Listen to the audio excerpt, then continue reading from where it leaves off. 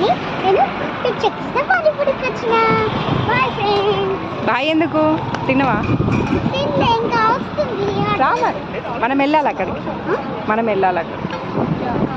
మేము అక్కడికి వెళ్ళాలి పిచ్చెక్కిస్తే పానీపూరి దగ్గరికి.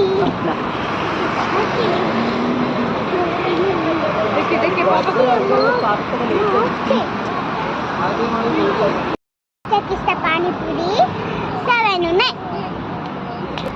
ఆ 7 ఐటమ్స్ పిచ్చెక్కించేలాగానే ఉన్నాయి సూపర్గా. కానీ థర్డ్ వన్ కారం ఉంటుంది అల్లంలో. బాయ్.